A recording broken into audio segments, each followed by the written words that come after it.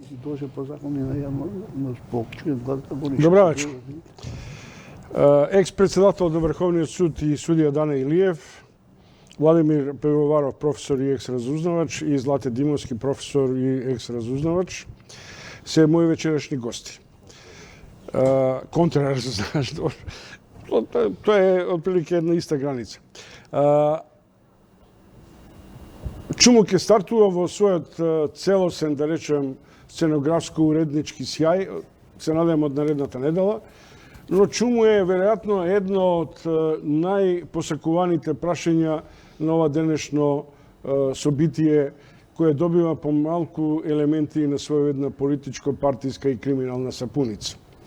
Чуму ни се случува зашто во секој случај, ако не добиеме разрешница, а еден од моите соговорници ќе го открием, тоа е почитуваниот судија Илија, вели не се секирај чом, ова кога тогаш ќе добие разрешница. Но другите мои гости велат што побрзо тоа подобро.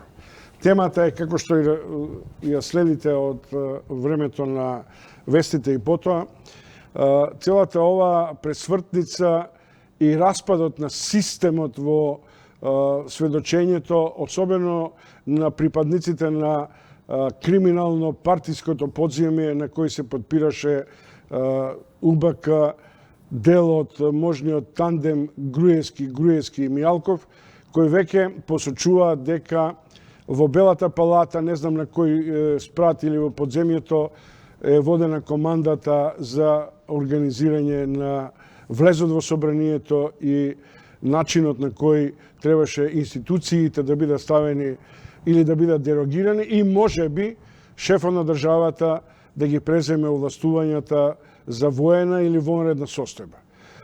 И гледајте, одеднаш во исти ден, откако едно 2 месеца и новинарите и јавноста прозиваат дека е возможно да стои сценарио за воена состојба, во исто време се огласуваат генералштабот на АРМ и кабинетот на председателот Иванов,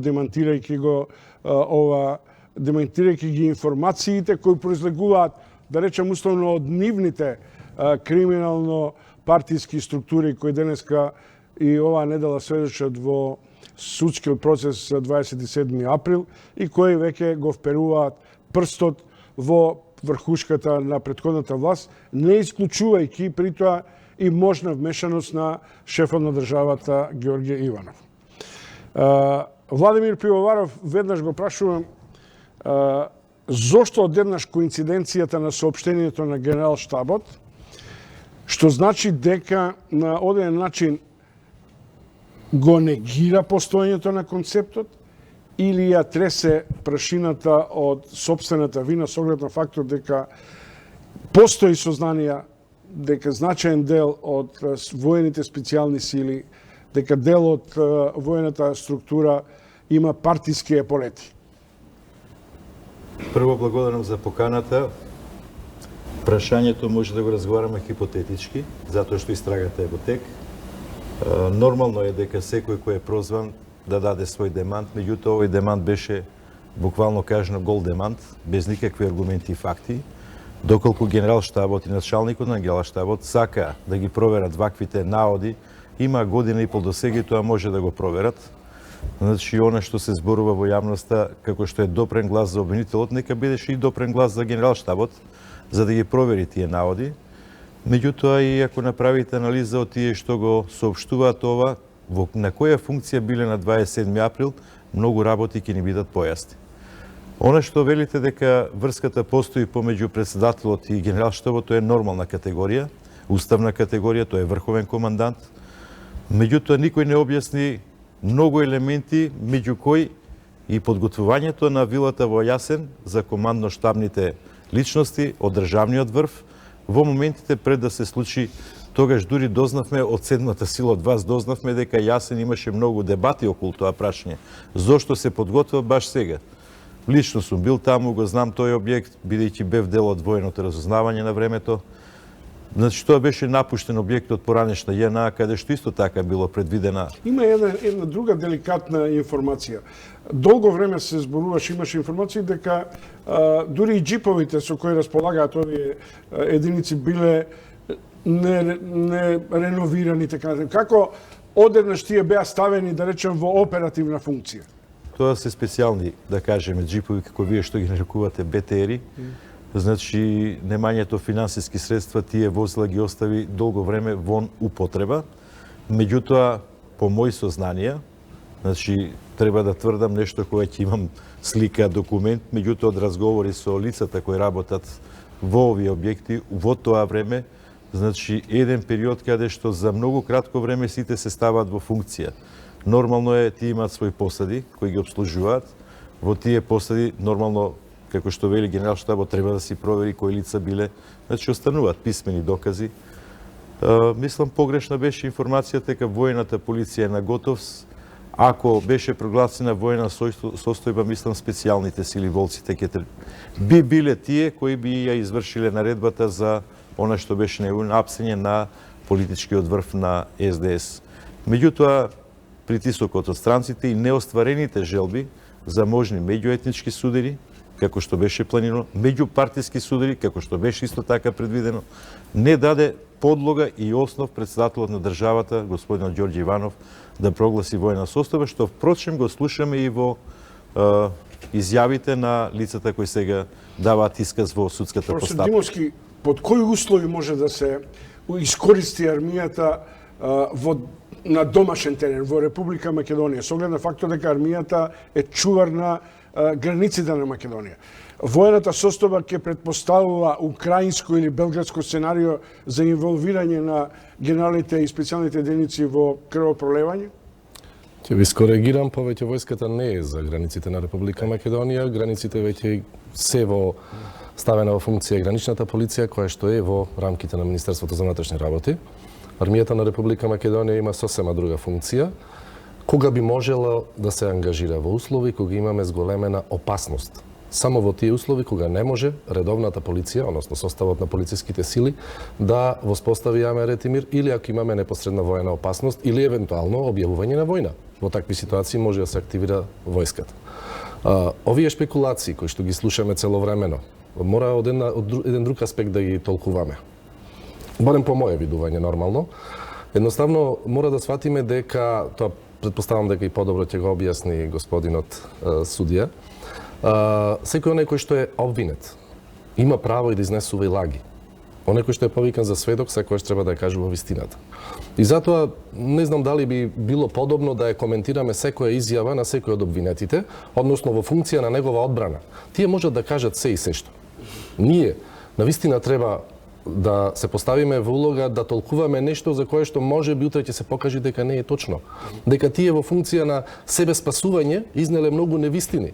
Од друга страна, она што секогаш го имаме, може би веќе со одредени сили на моќ во моментов, имаат може би комуникација за на некого да се фрли вината. Јас од тој аспект само ги гледал овие работи или овие случувања. Така да едноставно не би сакал да влегувам во конкретно третирање или евентуално објаснување на оно што тие го изјавуваат. Од друга страна, дефинитивно треба да сватиме и кои лица се тие што изјавуваат. Добро, јас веднаш во стартот ги определив и ги етикетирав или судија Илиев, тргнувајќи од ова сериозна детекција на професор Димовски.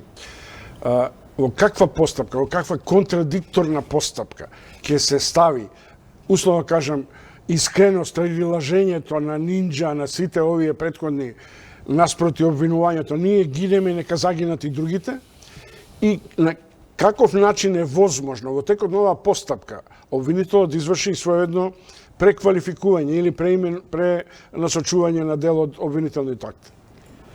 Па вака, Чом, благодарам на поканата за емисијата. Одма да кажам дека демантите че од критично правен аспект гола вода не важат. Вие може да демантирате што сакате. Но едно треба да се поентира и да знаете. Исказите на кои сега коментираме се дадени во официјална кривична постапка и тоа во главата на доказна постапка. Прв доказ е исказот на обвинителот. За тоа е битно, за тој може да се користи, да му се дадени сите поуки по законот, кои меѓу кои другото да може да се брани сам, да се ангажира бранител, да се брани како знае и уме, тоа се со молчење. Си има во закон за крична постапка елементи кои доколку се спазени во постапката, од тој исказ може да се вадат делови кои што може покасно да бидат и доказ. Тоа е ствар на обвинителството во правецот на предистрага или истрага, ако се одлучи да спроведе истрага, тие искази не се безвредни. Само на тоа не ќе може да се донесе пресуда осудувачка, но на него може да се засниват и да се вадат докази кои се потребни за потврдување на фактите кои се означени за квалификацијата на кривично дело за кои се тие обвинети и идни проширување на обвинението. Дали тие квалификации ќе зборуваат, условно кажем, и за преквалификација на делото или за висината на казната? Или едно со друго се во корелација? Пак преквалификација на делото Дали искреноста, например, може да биде олеснителна околност за ова политичко криминално подземје? Колку тие се искрени и соработуваат со судот и признаат и така натаму, се она што е во олеснителна околност може да дојде до поблаго казнување. Тоа не е спорно. Може да дојдат и до спогодби помеѓу обвинетите, односно обвинетите и јавниот обвинител како странки во судот. Сето тоа е во нивна корист. Но кога збориме за екс официо постапка, треба да се има предвид тоа што преска кажа. Значи, тие искази се во фазата на изведување на доказната постапка која е строго формална. Со сите овие полки кои се потребни да му се дадат на обвинетиот како би се спазили сите негови права. Од тука, ако тоа е испошитувано, она што тој ќе го каже не е безвредно. Тоа упатува на одредени други докази и така натаму. И може да биде користено и во друга постапка. Само има друг начин како тоа се презентира во таа друга постапка за други луѓе. Почнува, да речем, условно, делегитимирањето лично на дел од ова криминално партиско подземје во желбата да се спаси. Тоа е легитимно, можеби. Но ја сега, бидејќи сите разговараме хипотетични, ако излезе некој друг и каже, видите, имам информации дека тој и тој, на Атанасовски, на Чавков, командите воделе од шефот на државата. Дали Иванов може да биде испречен пред судот да даде изјава и како сведок и како можеби евентуално не велам осомничен, и дали возможно државниот обвинител врз основа на тие искажувања да покрене постапка и против шефот на државата? Апсолутно да. Никој не е над законот, па и председател на државата.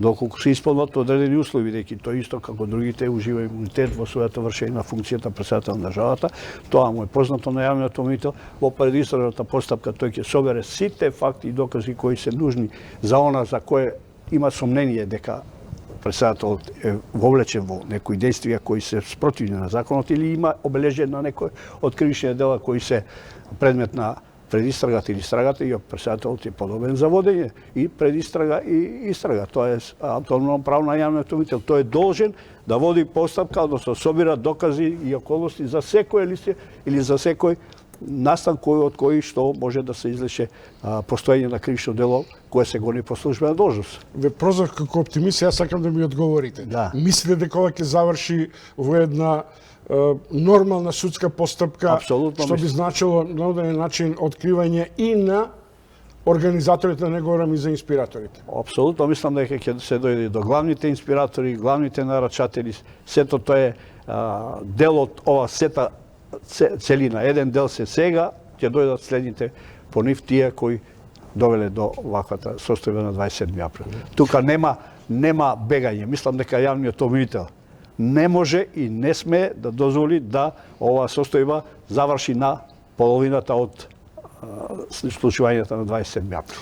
Постои една освоена критика, дека бавно се реагира, дека постои веројатно шанса на застарување на дел од обвинителните акти за дела за кои е предвидена помала казна од овие запретени за организирана насилство, тероризам и така натаму. Па нема шанса да застари овие дела кои се во надлежност во истрагата сега и во судењето се со големи казни. Апсолутната застареност е на 30 години. Така да Нема, има многу простор, а затоа што на нас не изгледа споро, верујте, ова се комплицирани дела. Дела кои имаат многу малку траги зад себе. Овие што тоа го правеле, мислеле и да тоа што ќе се случи ако еден ден бидат откриени. Каква ќе биде тежината на исказите на делот осомничените во аргументацијата на обвинителот и во изведувањето на казнената процедура и на битието на делот? Тоа ќе биде лесно за обвинителот. Обвинителот ќе има крупни факти и докази, исказите на обвинителите кои посочуваат како, што, кој наредил, како се извршени действијата и што се сакало со тоа да се постигне. Тоа е голем поен за обвинителството. Ама веќе имаме реакција. Делот, овие високите кругови велат не е тоа точно. Добро. Утре заутре Чавков ќе дојде ќе каже тоа е лажен исказ на Нинџа, на Атанасовски. Секој има право да се брани како знае и уме. Свој начин.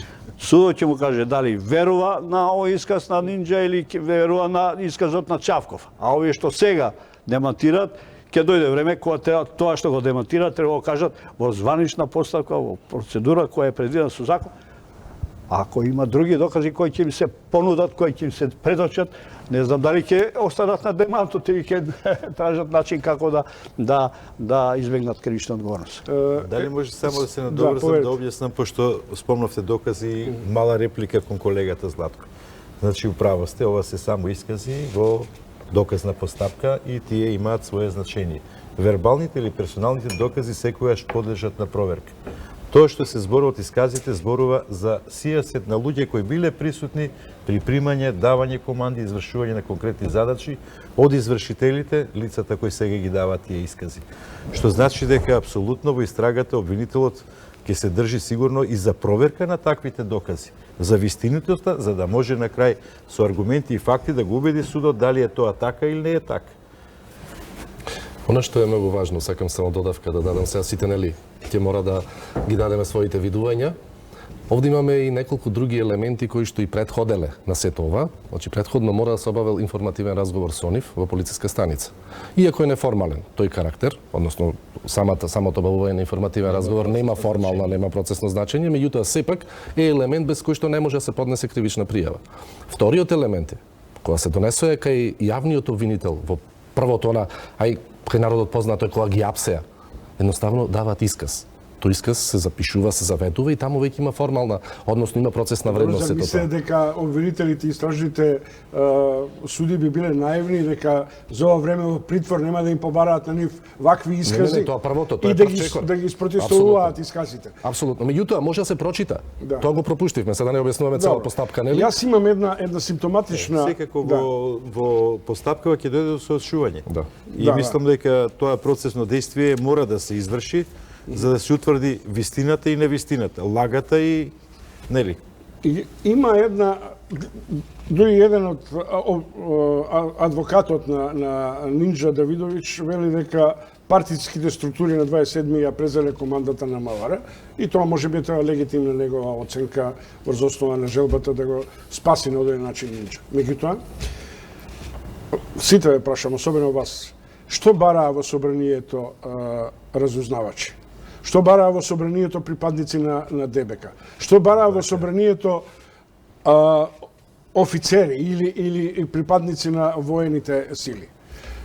Може да присуствуваат во собранието без знаење на своите предпоставени? Ќе разграничиме. Да. Значи, прво го почитувам господинот Давидовиќ, меѓутоа тој погрешил кога решил на 27 април партиски структури.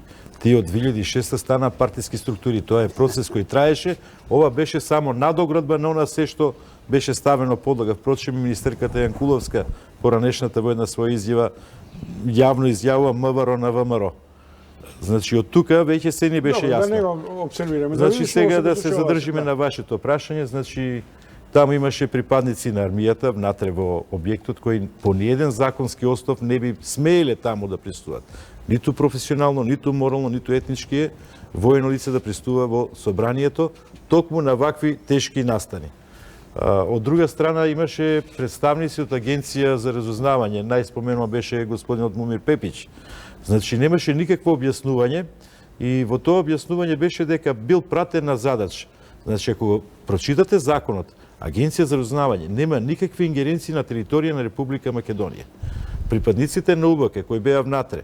Значи тоа е она што мојот професор Воденелиќ велеше дека немаш совршен злостор. Значи велат ги уништивме дискетите, меѓутоа не знаеле дека има и друг хард диск на кој исто така се остава електронска трага. И тоа беше главниот доказ, она што е растури целата калимера во прикривањето на докази за она што се случило. Заборив да кажам дека моите сознанија се дека водена дисциплинска постапка против припадници на АРМА и мислам у дисциплинската соопомена така нешто завршиле, што повторно укажува на она што претходно зборувавме за демантот. Значи за вакви сериозни пропусти на лица, војни лица кои се најдоа таму, значи мислам дека секако не само дисциплинска, туку кривична одговорност требаше да се бара. Имаше странски разузнавачи таму. Чекај само Димовски, вас сакам да прашам. Како контраразузнавач. Ако разбирам дека контраразузнавачите го следат Живаљевиќ, нели, на домашна територија и да бидат присутни таму заради него. Што бара Живаљевиќ, дипломат, познат разузнавач во собранието за време на неделите. Што барат припадниците на агенцијата за разузнавање? Дали е тоа сплет на својна спрега и на нормално политичко интригарање во кој се служи некому и за нешто? Ние можеме сега овде да нагаѓаме што барале таму. Реално. Дали имале наредба? Дали некој ги упатил? Тоа треба да одговорат тие што биле внатре и сигурно дека имаат одговорено веќе и претпоставувам дека затоа се и такви дисциплинските мерки, како што рековме, со опомени или можда парична казна и така натаму. Меѓутоа, во ниту еден случај не би требало да бидат, како што кажа колегата, тие апсолутно законски зборуваме, иначе на основ на човековите права на никого не можете вие да му забраните некаде да биде присутен. Меѓутоа не нелегално. Овде беше влегување нелегално. Да е отворен ден во собрание ќе влеземе сите. Може би вие и јас. Меѓутоа овде беше на нелегален начин, така да тие нити може, а нити треба да бидат внатре. Меѓутоа еве, по игра на случај влего е внатре. Сега се прашуваме ние што е превземено во тој дел и кои се тие што биле. Дали се идентификувани сите? И на вистина тоа ќе остане една загонетка. Понатаму, самиот Живаљевиќ го споменувате. Немал ингеренци, нити можел да биде таму. Иако тој си зел за право да биде и претпоставувам дека неговата држава, затоа што нашава држава си одреагира на соодветен начин, дипломатски начин, си одреагира, тие си оповлекоја него. Тоа сме го третирале. Не е така безазлено и безопасно. Тој самиот изјавува дека за неговиот влез во собранието, да ги чека српските гробари, нати го дај ми го што викаат нашите, бил го информирал кабинетот на председателот. Или предполагам Синиша кој и добил дозвола. Синиша кој одговара за безбедносните прашања во кабинетот. Тоа има ли логика? Не. Кој би можел да даде одобрение? Никој не е над уставот. Добро, и над законот. Вака, околу твојата констатација дека штабот партиски бил префрлен во ВМРО. Не е точно. Ова е само алиби. На ова ќе се заснива одбраната на другите. Штабот на МВР е во просториите на ВМРО. Не е партиски штаб. Значи, службените лица не биле како членови на ВМРО или извршни, него тие биле службени лица на МВР. Од тука е одговорноста. За партиски штаб не се одговара. Се одговара за службен. Така да ова реченица е смислено конструирана и на незе ќе се заснива одбраната. Треба да бидете прецизни во кривичната постапка и во кривично право има прецизни работи. Чекайте, тоа значи, само еден момент, дека тоа што ние објавувавме. Јас Груевски го прашав како е возможно Чавков вам да ви е достапен, а да не е достапен за сочувањето на министерот и да раководи. Она сега што има сознание во текот на истрагата, дека неговите телефонски полици биле лоцирани отприлике во штабот на ВМРО или на МВР, како што вие велите. Ако е тоа така, што бара Чавков за време на акцијата? Чавков е во штабот на МВР. Тоа е службената негова позиција со сите овластувања кои ги има вршејќи позиција што беше министер, директор и така натаму, началници кои биле таму. Тие се началници на МВР, на ДБК, не се партиски членови на ВМРО. Затоа тоа треба да го коментирате како е направено. Тоа може, просторијата може да била и во некоја друга, и во кафана, не е битно, но тие се штаб. односно тие се службени лица. Од тука произлегува нивната одговорност. Ако биле членови на ВМРО нема да одговараат, членови може да мислат како сакаат, но тие не се членови. Тоа е директор на полиција, не знам кој бил начелник на ДБК или тоа. Предполагам дека Чавков не си напишал сам наредба дека го префрла штабот од МВР во ВМРО. Зашто тоа не е за отфрлање. Добро. Не е за отфрлање, како и ова. Злата рече кој дал команда на разузнавачите. Па Живалевиќ дал команда. Тој командувал со нив. Зашто бегате од реалноста? Иначе нема друго објаснување нема. Дали ли е Владимир Пивоваров и Злате Димовски на дебата дали се случува очекуваниот пресврт и можно ли е разврска на судските процеси во кои би стигнале до организаторот и инспираторите на овој, јас упорно зборам, државен или парламентарен пуч, како и да сакате. Пред да објавам време за реклами, уште едно прашање што е индикативно е врзано на индиректен начин со Живалевиќ. Внимавајте, висок функционер на ВМРО ДПМН најавува бомби за Заев од друга странска држава. Сета асоциација од искуствени сознанија и така натаму може да се случи да е повторно бија и Живалевиќ, овој пат може би не од Белград, туку од Сараево, да испродуцира, но не е тоа толку битно. И од Скопје. Битно е дека странските служби прислушувале домашни политичари. Што е може би нормално, како што ви велите, а? Пак ли ќе биде лепено, монтирано и така натаму? Предпоставувам дека и сега некој ќе се правда со такво нешто. Јас би бил за вистината, материјалната вистина од секогаш. Криминалистиката за тоа се залага за материјалната вистина. Ако постои било што на кое што фрлена веќе ракавицата дека нешто постоело наводно, подобро да излезат тие така наречени условно бомби, да ги слушнеме, да ја утврдиме нивната автентичност и потоа да можеме да разговараме дали на вистина веќе толку е порозен системот кај нас што разновачките служби, ајде да се изразам народски, ршум прават. Пивоваров? Значи, вака не би се сложил со колегата, затоа што треба да знаеме ни со вашето размислување, затоа што некаде колегата Звонко по негова изјава изнел од МВР за тие 10 години само 7 до 9% од снимените материјали. Што значи дека останатите 90 и кусур проценти останале таму. Меѓутоа, нели, со Пржинскиот договор се потпиша да тие веќе не се објавуваат, туку сите да бидат предадени во специјалното јавно обвинителство. Повеќе мислам дека тоа би било можен материјал за ваквите работи, а тоа колегата што зборува за и вие што прашавте за овие дали може странски служби. Значи можете и вие ако добиете паспорт мобилниот оператор сега на лаптопот, зависи каков е, една-две линии да прислушкувате. Тоа не е проблем. И секојаш велам, и ота е направивме и се. Заканата секојаш за нелегално прислушкување доаѓа преку мобилниот оператор. Значи тој е креаторот на првата, нели, точка на креирање на информацијата, на гласот, дали ќе биде слика, било која порака. Значи сота тоа е спречено и не може да дојде до злоупотреба од институции сега со закон кои се надлежни да следат за одредени кривични дела комуникации, побарање до обвинител до судот со сите легални средства, туку единствена закана ќе остане мобилниот оператор. Секако дека во новиот закон за ОТА се предвидени можности за контрола и на мобилниот оператор, меѓутоа мислам дека ние сме посебно поднебје, така да не треба многу сами себе да се... Не поставувам прашање, мафтам со главата и мислам дека тоа ви е јасен знак дека ни ОТА, ни МОТА, овој балкански, македонски менталитет ќе Значи, не сето го поврзувате со прислушкување. Овде не се велеше бомбата со прислушкување, се велеше за докази за одредени земени пари. Можеби тоа е и снимка која што е непосредно направена при одредено земање давање. Можеби тоа е разговор во некаква си комуникација без употреба на ова што го зборуваме сега околу злоупотреба на следење на комуникации. Тоа може да е и во одредена просторија со фиксен прислушкувач и така натаму, како што излегува нели претходно некакви си докази. Значи едноставно не мора секој само да ја фрламе топката дека некој прислушкува. Може сите модалитети да бидат присутни. Да ја видиме и бомбата. Да ја видиме ако ја има, нели, ако постои. Вака, ја не му придава значење на ова изјава. Не ја знам целата изјава. Нема не е Когрев. Да.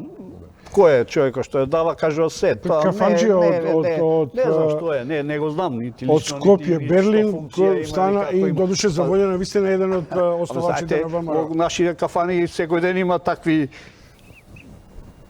Ма сегде у светот кафаните се средиште на спекулации. Овој снимал. Не му придајате значење на тоа. Ако има нешто, тој ќе беше на друго место и ќе даваше на друго место материјали што треба да даде. Него ова е еден дел кој треба да се замолуваат луѓето, да коментираат, да се замагли ефектот на сведочењето. Да се замагли зракот кој открива полека се доаѓа до вистината, ќе дојде се вред. И затоа уште еднаш ќе повторам, овие искази се даваат во званична доказна постапка. Прв доказ е исказот на обвинетиот. Тоа не е беззазлено, не е, тоа е основот во кој јавниот обвинител треба да оди, да ги обезбеди сега доказите од овие искази и да комплетира фактичката состојба и квалификацијата. Тоа прва ќе дојде сега овој новиот притвор за кривично дело непријателско здржување, овој последниот директор на УВК. Ај таму вика кој ќе организира група, банда за прање на овие кривични дела од член тој до тој. Тука ќе дојде, ќе избие она што треба да се комплетира до крајот. Јас следам неговата изјава во судот, по она што новинарите го пренесуваат, една тотална конфузна изјава, не се сеќава, не знам, што е можеби нормално, не, можеби е нормално, меѓутоа не можам да сватам дека не може да направи есенција на искажувањето на сведокот што него го третира. Или тоа процес на да се правам на итар будала. Добро, има психологија во тоа. Добро. Поштовани гледачи, малку реклама и назад со Дани Илиев, Владимир Пивоваров и Злате Димовски.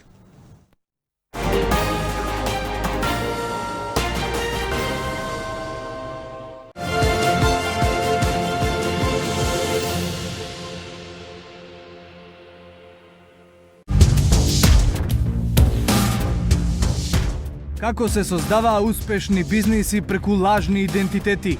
Ние ги откриваме имињата на оние кои стојат зад криминалот и корупцијата. Субвенции, јавни набавки, тендери, како и кому се делеа. Македонија не е во приватност на индивидуи.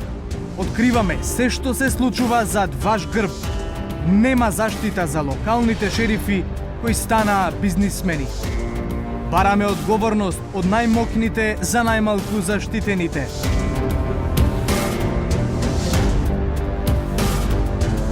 Одговорите во Македонски инсайдер.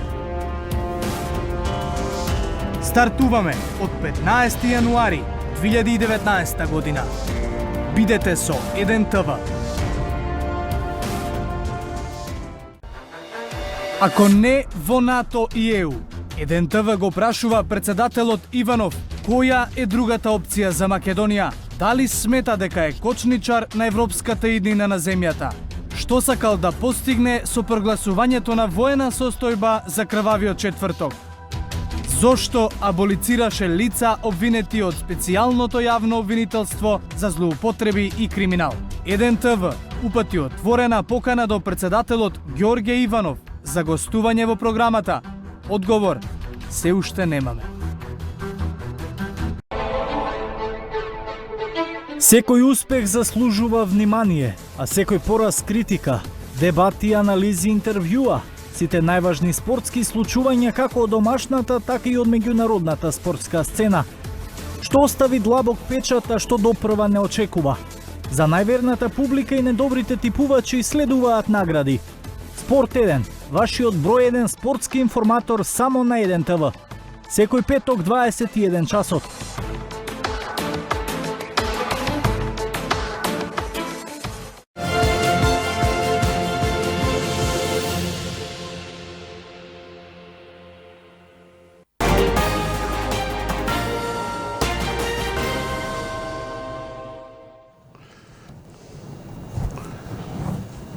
Дани Илиев, Владимир Пивоваров и Злате Димовски продолжуваме, поштовани гледачи, со дебата што тоа се случува во собранието по налетот на искреноста на политичките, криминалните подземја во Македонија, во кој веќе разговараме за боксер, за нинджа и така натаму. Предполагам дека сега ќе биде интересно да се чуе што ќе каже уште Ченто. Уште еднаш ве прашувам сите. Ако во контрадикторната постапка на сведочење на осомничените и така натаму,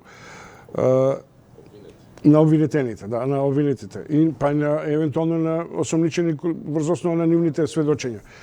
Дали е возможно, судија Илиев, да исказот, на пример, на боксер, на нинджа, да не се однесува само на актерите на овие што се обвинети, туку да бидат извор на отварање постапка против други и за други постапки и кривични дела.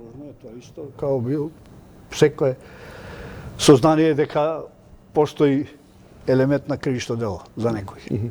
Нема никаква пречка да се користи како укажување дека тоа лице сторило одредено кривично дело во надлежност на јавниот обвинител, се гони по службена должност. Нема никаква пречка. Тоа е сигурен показател, указател на како треба да се води постапката и од кај треба да се црпат доказите. Дали може да смени нешто, целиот овој можен расплет на сомневањата и околу евентуалната екстрадиција на Бошковски и на Груевски, кои сега практично стануваат на оден начин крунски играчи на линкот, дали е вмешан целокупниот партиски владин врв, како се извршувале, и на тој начин да се побара дека се работи практично за својен државен удар. Па за тие двајца има уште многу правни можности да се бараат.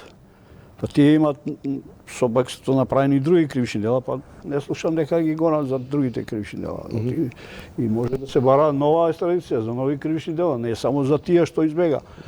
Некако сме многу опуштени, лежерни во однос на причините зашто избега, кој дозволи да избегат и па одлуките на грчките власти, поготово на грчкото судство, да им даде таква заштита со толкување на една пресуда од Европски суд за човекови права, визави незаконитите помилувања кои бе дадени од претседателот на државата. Сето тоа треба да биде нападно, ударно во Министерството за надвршни работи. Ние не можеме да бидеме равнодушни. Еднаш може да кажат не, ама утре може да се тоа повлече, може да биде. Имаат они и други кривични дела. Зашто се застана тука? Пивоваров и Димовски, да исто да прашам. Како напредува истрагата, така се доаѓа се поблиску до тутот и туто капи. Значи, добро напредува. Јас сум за многу побрза истрага со господинот Дане, не се служуваме у тој поглед. Затоа што времето секогаш ги бледнее доказите, особено вербалните докази ги бледнее. Значи, доаѓа до примеси во сеќавањата, до нови разговори слушнати од трети лица и затоа може да влијае многу на исказите. Ова што го прашувате во делот на екстразузнавачите Бошковски и другиот Груевски, значи, доколку тие бидат тука, доколку и нивната совест проработи како кај овие луѓе, да видат дека се изиграни, ја верувам дека многу лесно и многу брзо ќе се дојде до пирамидата, до врвот на пирамидата. Ако фароните ја граделе, нели, од озгора надоле, ова пирамида многу добро се гради од доздола нагоре и мислам дека многу скоро ќе се дојде до таков самурајски инстинкт да бидат само жртви да дојдат да спасат. За 27 април, значи сепак треба да направиме дистинкција, овдека има нарачател и потоа подизведувачи и случајна маса глумци кои ете така влегле, залетале во собранието, ги понела психологија на маси, урлале, викале, оние не знам дали некого удриле. И тоа велам дека тоа се луѓе кои во тој момент ниту имале желба, ниту воле факт да извршат такво дејание, меѓутоа ги понел водачот. Нешто со професорот се разминуваме околу брзината на истрагата. Да подсетам, ние сме во фаза прва, втора година на примена на новиот закон за кривична постапка. Така е. Тој закон се донесе инкогнито, нити е расправено по него. Тие што го донесо едниот е судија во Страсбур, другиот беше претседателка, сакаше да иде таму, па не отиде и така натаму. Тој закон не дозволува таква брзина која ние сакаме да имаме. Па замислите вие, да беше стариот закон, да имавме истражен судија, ќе се направише увид на 27. Обвинителството не направи увид на лице место на 27. И нема одговорност ни за еден обвинител. Они ќе си кажат дали се одговорни или не се одговорни. Но сега да ви кажам, законот е таков. Не можете да спроведете преку трупа действија. Мора да го спазите како не би направиле повреда на законот. А секоја повреда носи поништување на пресудата. Не можете да отидете со обвинение кое не се заснива на квалитетно прибрани докази. Докази спроведени, прибрани по законит пат. Се што е надвор од законот нема доказна вредност. Затоа брзината која што ја посакува професорот можеби е добра, ние сме нестрпливи да најдеме кој стои за тоа. Да, но ќе се најде, али мора да се најде во таква постапка која што гарантира сигурна постапка, сигурно обвинение, сигурна пресуда. Вие замислите колку обвинителството може тоа да го покрие. 660 судии беа, па кога беше стариот закон не може да се справиме со сите предмети кои се во судите. Тие се 150 души беа. Не знам сега дали и сега си помалку. Ето, немојте да ми изборите за тоа, зашто тие беа оптоварени со овие криминалните од банкарските камати, од ова, тоа по 10.000, 100.000 предмети имавте. Немојте да... Добро, да. Само кратко, психологијата вели, со секој изминат ден, сечевањата бредна. Се слагам, но мора да види во закон. Вели, форма со законска. секој изминат ден, повеќе простор на извршителот се остава да ги уништи материјалните докази. Овдека се зборува за оружје, овде се зборува за радиостаници. А што ако сега сведокот, предпоставам, може би ја запишал бројот на радиостаници, секој е серијски број. И тој број го најдеме таму, од каде тој би знаел, значи тој е доказ дека вистински имал во раци. Вие знаете што значи да дадете радиостаница, како тој што кажува на сите канали, на сите мождикали што ги има МВР да ги следи комуникации, да учествува во комуникација, да издава наредби. Тоа го нема никаде во светот. Се слагаме И она што прашавте безбедност систем, тоа не постоело безбедност систем, постоело само криминален систем. Ама вие се сеќавате како почна обвинителството за настаните. Пошта со обвиненија кои се однесува група, банда... Па тоа е тоа партиско обвинителство, зошто се криеме да кажеме дека е тоа? Но тоа доведе до ова да... Знаете што, ги доведува луѓето, седи где си, пошто за таму не си. И тој така мора да извршува се живо. Тука не сме моќни. Ја имам едно прашање кое пак е во сферата на игрите на разузнавачите и на тајните служби. Мене ми е сомнително како тоа функционира една традиционална Оска, Атина, Белград, па сега и Будимпешта. Кај Груевски и Бошковски тие трнаа за Унгарија, таму се искрца Груевски. Живалјевич беше вметнат и целата структура која е инсталирана и во овие 27-ми. Сега грците, предполагам дека си добија извориште на своји тајните служби на информации со Бошковски и со Груевски. И сега што правиме? Дека зад нашата формализација, екстрадиција, да барем и така, но се оди еден друг процес кој е недипломатски, кој е вон правната процедура, е регуларен, односно и регуларен, ама е функционира. Функционираат ли разузнавачките служби во спрега на само иницијативност или по директива на политичките врагови? По дефиниција, разузнавачката служба работи за политичките структури, односно за владеачката политичка структура, би се рекло, иако тука не е дефинирано дали е една, 10, сепак треба да функционира за владата, за државата. Тоа е таа дефиниција. Сега, дали има спрега? Размена на информации постои. Меѓутоа, постои размена на информации за откривање на организирани криминални групи, закани од тероризам или евентуално некакви други екстремни појави кои што можат да бидат. Овде не верувам дека имало некаква си спрега за некој да, ајде условно да кажем, да замине од државата и така натаму, како вие што кажувате за Груевски, за Бошковски. Не верувам дека тоа некој би го жртвувал својот дигнитет како служба или евентуално како некој дипломата за тоа да го стори. Приказката која што цело време се плети, јас тоа го кажав и на друго место, која што се плети дека дошле некакви дипломати и од тука го изнеле Груевски. Јас не верувам во таа приказна. Не, затоа што од Тирана го изнеле. Дали излегол со нив? Тоа е дискутабилно. За мене е дискутабилно и не верувам во таа приказна. Може малку? Да, дозволете ми само да се Само да доизјаснам. ви кажам, на Топ Channel баш во моментот бе во Албанија. Значи се гледат лицата. Со име, со презиме, со број на пасош. Снимка ли? Снимка, да. Не, Возилото. само документот или човекот во колата? Човекот во колата, Груевски се гледаше, значи тие соопштија дека тој што низ системот за контрола на патници поминал е со дипломатски пасош, број на пасош, цела информација имаше. Јас овој го Не немам сте ја видено. виделе? Добро, не сум видел. Да. Не верувам во приказните од тој тип, затоа што прво дипломатот на кој што такво нешто ќе му се нареди. Немате вие таква наредба. Земи го, овој однеси го некаде, а правиш кривично дело. Тоа е спротивно, кај нив ево, реагира веќе нивната опозиција. Тие ќе го изгубат работното место. Дали вие би го жртвувале вашето работно место за некаква си, хајде условно да кажам, услуга за некоја друга држава? Мислам дека не. Не верувам во тие приказни јас лично. Меѓутоа како е понатаму, Боже мој.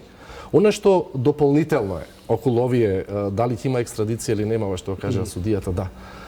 Начелото на специјалност особено го дава таа можност ние да побараме екстрадиција. Меѓутоа ако ги добиеме, ако ни ја дозволат сега за некое друго кривично дело како што спомена судијата, едноставно ќе мора да им судиме само за тоа кривично дело. За овие другите не можеме, за кои што не ни дозволиле.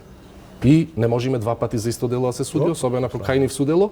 И она што е исто, тоа се 5 услови, и уште едниот услов е евентуално не се испорачува, не се екстрадира во држави каде што има смртна казна предвидено и нормално да биде предвидено и во нивниот кривичен законник, сето тоа. Затоа треба внимателно да се одбере, ако евентуално повторно бараме, да видиме зашто ќе бараме сега, за кое кривично дело, затоа што имаме евентуално и навестувања дека ако навистина тие учествувале во сите овие настани како што ги посочуваат веќе како што слушаме, значи сепак зборуваме хипотетички.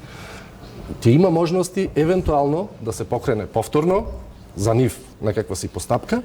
И ако имаме такво нешто, ние да побараме повторна екстрадиција, тогаш ќе ценат грчките авторитети повторно дали ќе ни ги испорачат или не. За жал, ние не сме во корпусот на земји од Европска унија каде што има траен налог за апсење. Ние мораме да одиме по таа многу макотрпна и тешка процедура за екстрадиција. Јас сакам да ве прашам... Дали може само нака? Дали може само нака? Да, кажете. Значи, на колегата да му да објаснам една работа. Значи, кои беа лицата што беа со дипломатски пасош со господин Огруевски, вториот секретар на амбасадата. Многу добро знаете, од студената војна до денеска вториот секретар на амбасадата потекнува од каде? Од разузнавачката служба на земја на испраќање. Кој е конзулот? Во секоја нормална држава конзулот е лице кое потекнува од безбедносните служби. Значи, во целата негова дестинација, од Албанија до Унгарија, низ целиот пат има со него втор секретар на амбасада и има конзул. Па тие се дел од тие служби, нормално прикриени со дипломатскиот имунитет, затоа им е даден дипломатскиот имунитет, затоа тоа го предвидува Виенската конвенција и не можам да сватам како не сваќате дека само унгарската служба беше таа, верувам дека со помош на други служби да го изведе целиот процес. Иначе, вакво нешто, ваков потват еден човек сам да направи, тоа е апсолутно невозможно или во мисии на филмовите што ги гледаме. Дозволете ми само да појаснам, навистина повеќе пати ми Во делот на колега дипломатското се разбираме. Прво, дипломатското право никаде не вели дека вториот секретар или конзулот дека се од припадници на служба. Тоа ние се толкуваме Значи, ја ви кажав дека во практика од студената војна до сега секогаш било. Праксата не е таква затоа што ќе ни реагираат од дипломатскиот персонал, немојте. Понатаму. Зошто ќе ви дефинира? Па, Па кога не се така. доаѓаат со мене вторите секретари на состанок, тоа се колеги од службата. Ние знаеме. Не знам како се случува. Добро, ако... Да. Не. Што Тие сакам да званично кажам? се представуваат дека доаѓаат од службата. Само да ја појасниме се тоа вас. Прво, кој е интересот на унгарската држава или служба, затоа што никаде немаше објаснување дека овие лица се припадници на одредена служба. Тие се официјални дипломати во Албанија, колку јас што имам сознание и така е, нели читаме од медиумите дознаваме. Јас немам видео ни снимката, ни официјалниот документ кој што оди. Значи едноставно многу тешко е да дадеме свое видување во смисла дека не знам кој е разузнавачка служба или што, кој е интересот, како ќе се оправдаат тие. Пазете, Унгарија е држава на Европа. Не е ова било која некоја држава, да кажеме од афричките држави, па сами на своја рака си решиле, ајде ќе спасуваме некого. Да не се разбереме погрешно. Навистина, невкусно е да објаснуваме дека дипломативе ќе си го жртвуваат својот дипломатски статус и својата кариера, тие ќе имат последици за ова. Во нивната држава. Во крајна инстанца Европа ќе побара од нив одговорност. Реално. И утре кога ќе одават агреманот за додат на друго место, нема да им го прифатат агреманот. Илиев.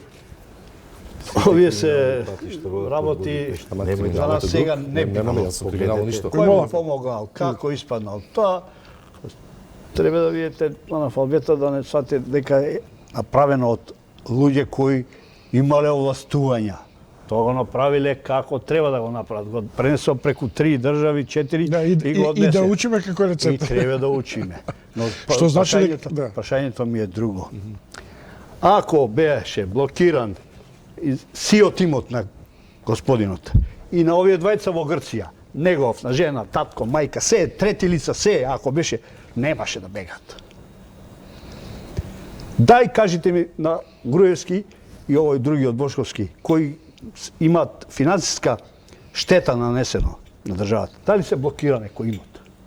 Се откри со кој имот располагат? Не. Зашто е тоа така? Наисто не се откри ништо. Се откри дека си ги повлекол парите од банките. Значи, тоа е една мерка во законот која што има своја цел и ефикасност. Па е просто. Еве ова. За Мерцедесот. Мерцедесот е купен со вршење на кривично дело околу набавките. Ниеден од лицата кои го испорачаа Мерцедесот, иако знаеле дека се набавува во незаконита постапка, не е обвинет. Зашто не се бараше?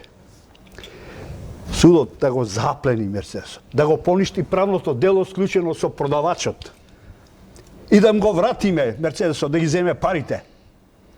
Тоа е ефикасноста. А таква можност има во законот. Ма треба да се работи, шо? Треба да се ви сега другите го користат, го вадат, го шетат. Ма тоа е предмет на кривично дело и така се постапува со тоа. Судот има овластување да врати предмети, да задолжи надомесна штета или да поништи правно дело. Мерцедесот е купен со правно дело помеѓу продавачот од која, не знам, агенција за продавање и Министерство за внатрешни работи. И ако се поништеше, ние ќе им го вратиме Мерцедесот, па нека си они мислат, а парите ќе им ги запредеме. И така се завршуват до крај постапките. Ајде, оставите го тенк. Доколку сега добие Груевски во издвоени постапки, овие сега што се во тек, добие судска пресуда, не тој има право кој ќе се врати, ако се врати да бара обнова на таа постапка, не? Да, има во рок од една година од дознавањето дека е завршена постапка. Дали по тој основ, ако биде осуден за другите кривични дела, може да се бара екстрадиција? Да. Може, добро. Да, за секое дело може да се бара. Ако е суден во ако ја земам како со наша гаранција хипотеза дека тоа нашите ќе безбедносни служби се како сирење, веќе уште не станале урда, да кажам, условно бидејќи очигледно дека кој сака влегува, кој сака командува и така натаму. Тоа што мене ми е симптоматично. Екс-премиер, пратеник, бега. Разузнавачи бегаат, што се на оден начин индиректно во доменот на безбедносните прашања. Како е возможно шефот на државата, ама баш ни еднаш да не го свика Советот за безбедност, за прашања кои имаат круцијално значење за проценките, кај одиме, каква разврска може да има и така натаму. А да речем условно да се размислува, нели, за евентуално прогласување воена состојба. Значи председателот во неколку изјави кога се работеше за аболицирање, нели, на лицева, изјави јасно и гласно дека го прашаа се, нели, од кај ви се тие информации. Јас сум председател на држава, има служба и јас за се сум информиран и се знам. И сега хумористично прашање како не знаел дека неговиот премиер кој го поставил на таа функција, Груевски де факто го постави на функција председател на држава, нели, и да не знае каде ќе оди неговиот, нели, ученик, сега веќе ментор. Значи, вие кажавте безбедносни служби, значи ние покажавме у тие 10 години дека не постојат безбедносни служби. Значи, тоа било едно здружение кое имало интереси лукративни за нив, личен доход и некои бенефити, меѓутоа врвот имал сериозен приход на финансиски средства кои тие морале да одработат за нивните шефови. Значи, Во тоа време знаете и сами дека у тој безбедносен систем можеше да влезе кој како сака. Значи можеше и пејачка, и келнерка, можеше и криминалец, и наркодилер. Немаше проблем за да се влезе у тие служби.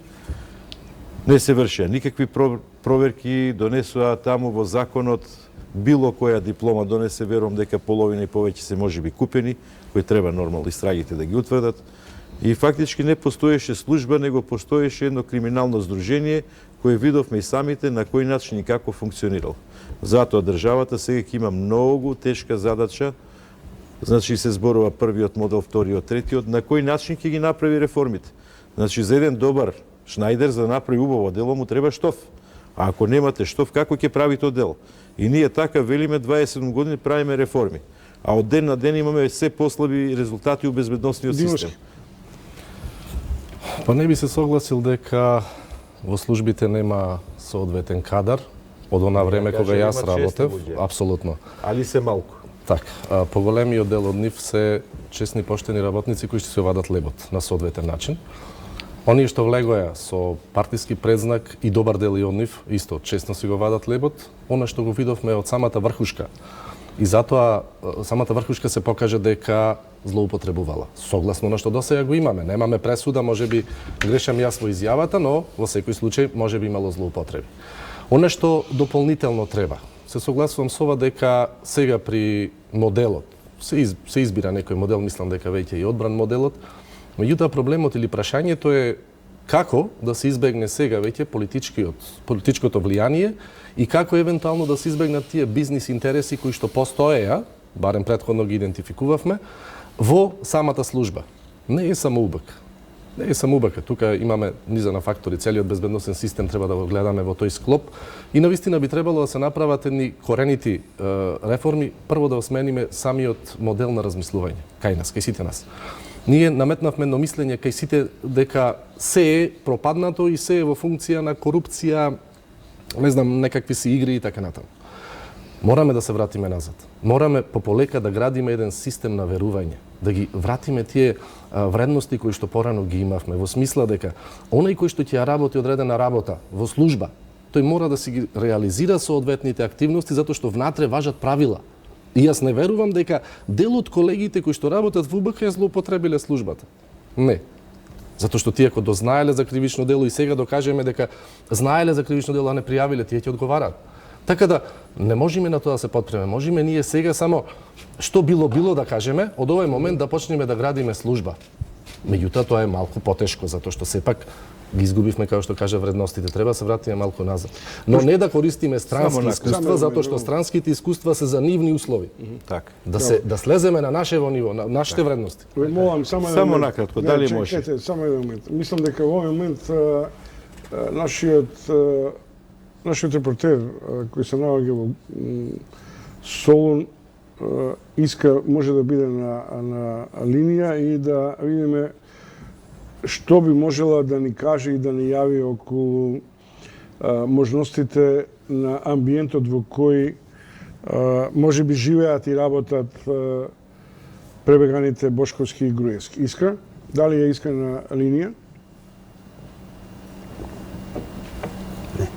Не. Добро, добивам сигнал дека не, иако во еден момент како да ми беше сигнализирано дека може да се јави, но се едно.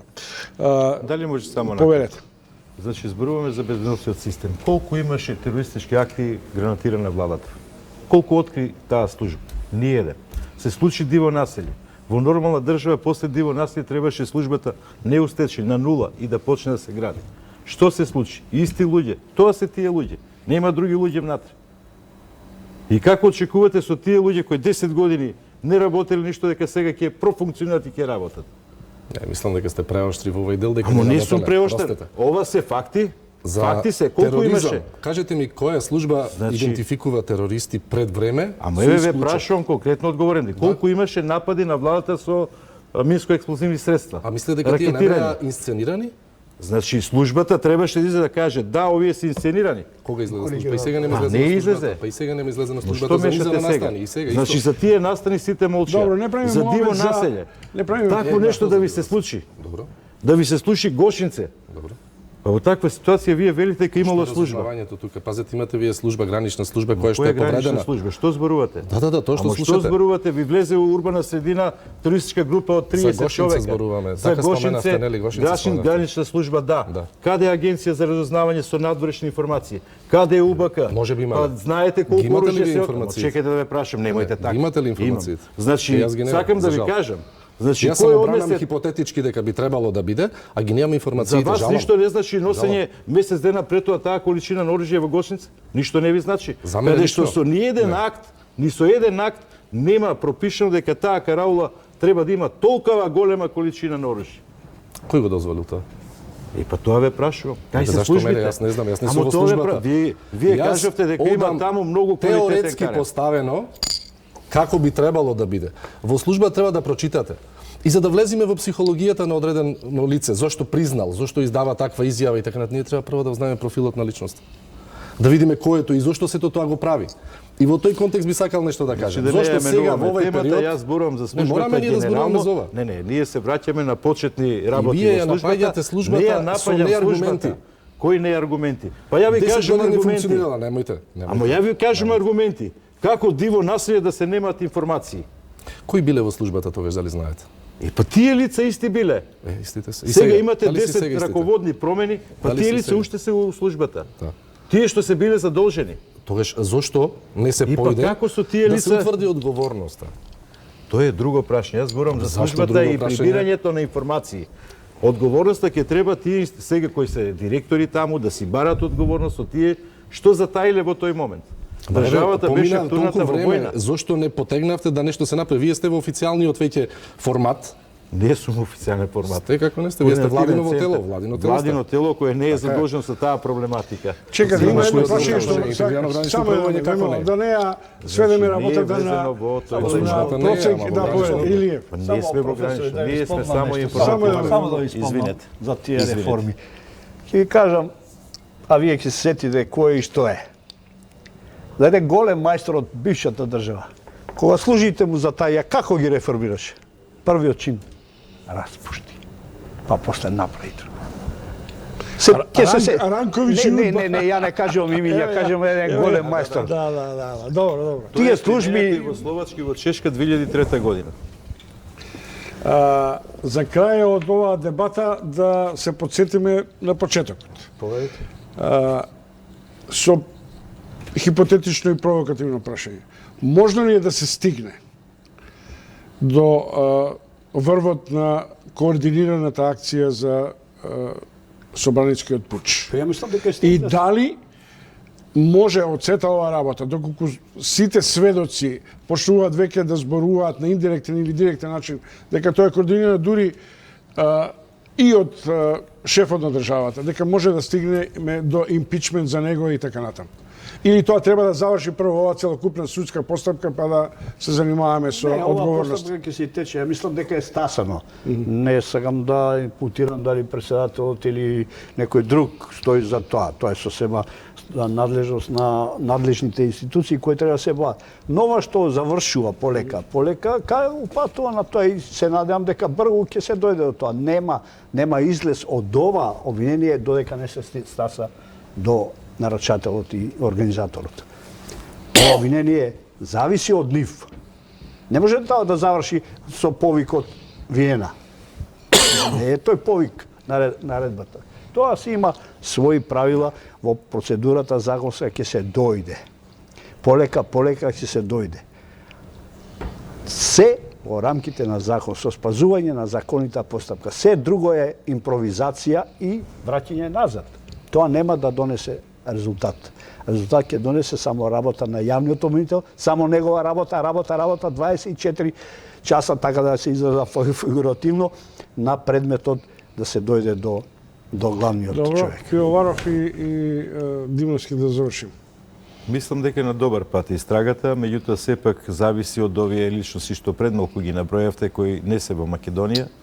Значи, ако и тие размислуваат како што денешниве размислија кои дава изјави, значи секако ќе се доеше до нарачателот, до оној контролорот кој ги контролирал сите процеси. Значи, овде зборуваме за едно добро осмислен процес за 27 април. Значи, има подготвителна етапа од изјавите што слушаме, етапа на извршување и постфестум етапа на ништење докази, на прикривање и превземање действија. Значи, сепак, сите, кога ќе размислат на крајот, колку се виновни и дали се виновни, дали били изманипулирани, во таква ситуација ќе имаме доволно докази за се дојде до нарачателот во овие ситуации и вистинската слика за се оно што требало да се случи, што било подготвено и што било планирано. Димовски. Добро, се враќаме на самиот почеток. Да. Сметам дека обвинетите, овие изјави сега што ги даваат, се повикуваат на корпусот на кривични дела, ако земете од тероризам. Предвидено е во став 3 или 4, не е ни важно, секој оној кој што ќе открие дел од структурата на организацијата или признае дело или пред и после извршување на делото, може да се казне поблаго или евентуално да се ослободи од казна. Сега, сметам дека самите бранители ги имаат поучено своите клиенти, дека тие можат со нивно признавање да го добијат тој елемент, дека ќе бидат поблаго казнети или евентуално ослободени од казна. Корпусот на кривични дела во Кривичниот законник на Република Македонија го предвидува тоа, ние го прифативме тоа, предвидено беше првпат во 78 година во Кривичниот законник на Италија, првпат донесено, итни мерки кога беше убиен Алдо Моро од црвените бригади и од тој момент беше применуван во многу држави. Кај нас не беше, и постоеше нели порано само членот 313 као тероризам, со измените сега членот 313 по кој што се овие обвинети веќе е терористичко загласување на уставното редување на Република Македонија, меѓутоа и во кривичното дело терористичка организација и тероризам и финансирање на тероризам предвидена е оваа одредба дека секој оној, тоа е покајничко некоја си можност за покајникот, секој оној кој што учествувал во извршувањето или евентуално бил помошник и атак и така натаму, признае вина или евентуално помогне во разоткривањето на целиот тој случај, постои можност обвинителството да побара или полесна казна или евентуално да го ослободи. И сметам дека тие одат на таа солуција во овој момент. Секој ќе почне да открива, а тоа оди во прилог на истрагата како што ние кажавме. Добро, ве молам уште малку да останете. Мислам дека Искра е на врска. Искра, добро вечер од мене. Веројатно денеска сите ти рекоа добро вечер и од мене. Повели. Добро вечер, Чомовски, добро вечер до гостите во студиото и до гледачите на Еден телевизија. Она што најново можам да го кажам во овој момент од грчкиот град Солун е тоа дека по објавувањето на веста на Еден телевизија дека сме во потрага, односно во трага сме веќе на локациите на кои што поранешните припадници на тајната полиција Горан Груевски, Никола Бошковски дел од времето го поминуваат во овој град. Добиваме се повеќе нови информации од нашите извори за нови локации на кои што се движат и секако кај што можеби кај што престојат велам можеби затоа што ова се најнови информации што ги добивме од кога објавивме дека сме на трага и дека сме во грчкиот град Солун и затоа не би шпекулирала прерано, бидејќи од утре почнува уште една нова потрага за да ги провериме овие информации што ги добивме. Од она што досега го знаеме е дека двајцата поранешни припадници на тајната полиција дел од своето време го поминуваат во источниот дел на Солун во кафуле и еден ресторан за кој што претходно известивме дека од првиот впечаток што го добивме барем наликува на така полуксузен ресторан. А кафулето во кое што дел од времето го поминувате, токму зад мене, јас верувам дека гледачите може да видат во овој трговски центар. Тоа е позната шопинг дестинација на македонските граѓани, се наоѓа како што кажав источно од Солун. Ова се најновите информации, велам што утре ќе ги проверуваме. Инаку исто така објавивме, да повторам за оние гледачи што можеби не следеа претходно, дека сакаме да прашаме и утре се надевам ќе ги добиеме одговорите каква е процедурата во Грција, какви права имаат македонските граѓани и како можат и дали можат да се обратат до македонскиот конзулат, а се разбира и за граѓани кои што спаѓаат во оваа категорија на луѓе или што се пребегани од друга држава или бегат од законот на една држава. Се надевам јас дека утре ќе ги добиеме тие одговори и секако на гледачите им должиме да ги провериме најновите информации. Се надевам дека ќе има за што да зборуваме утре интересно. Искра, во студио се разузнавачи и контраразузнавачи пар екселанс, а и од моје искуство мислам дека правиме на овој начин една новинарска грешка. што потрагата толку јавно ја објавуваме. Па не се тие наивни да не добијат од овдешните јатаци дека сме потрага по нив и дека брзо нема да ја променат локацијата. Важно е, мислам дека за тебе и за сите нас е важно да се утврди дека се во Грција, дека се слободни и дека на овој начин да се види дали тие локали или локалитети каде што се, да речем, условно се под некаква заштита или присмота на грчките тајни служби. Ја лично ти посакувам среќа, но не верувам во некаков целосен журналистички успех, но се надевам дека ќе ме демантираш. Ти посакувам пријатна вечер и што друго? Крсни малце каламари и за нас. Токму за Повели. Ви благодарам, Чомовски. Ја токму затоа кажав дека не би сакала да шпекулирам пред време, се додека не провериме и додека немаме цврсти докази, секако дека нема да објавуваме ништо. Ви благодарам за убавите зборови и вас пријатна вечер таму во Скопје. Еве, трагаме, предполагам дека ќе можеме и по груевски да трагаме, меѓутоа, знаете како ви велат, не јавувај пред да го реализираш, тоа барем вие тоа го знаете многу подобро. Иако сериозна разузнавачки служби би може, например, да изведат и други оперативни зафати. Кои добиле политички азил се потполно слободни, уживаат и права како другите граѓани на ниста држава. Може да се вработат, да работат, с дејности други. Се, тука нема Тоа би нешто... било сатисфакција за нашите страсти повеќе, одошто, а? Да варате, може да проверите у катастар тие кафичи чиви се. Ама во грчките, нели? Во грчките, зборуваат. Поштовани гледачи, тоа беше се. Ова емисија веднаш можете да ја гледате на нашиот сајт и во репризно издание во текот на утрешните часови. Мои вечерашни и ваши гости беа екс-председател на Врховниот суд и судија Дане Илиев, професорите и луѓе кои се занимаваат со безбедностни прашања Владимир Пивоваров и Злате Димовски. Благодарам уште еднаш што бевте гости. Благодарам.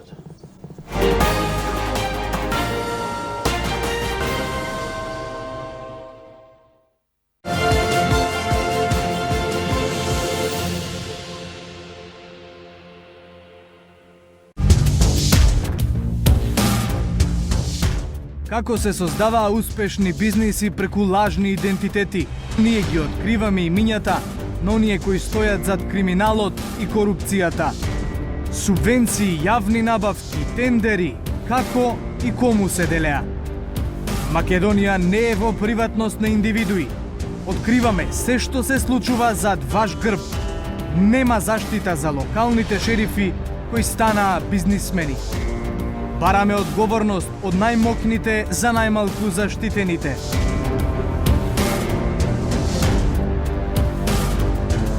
Одговорите во Македонски инсайдер.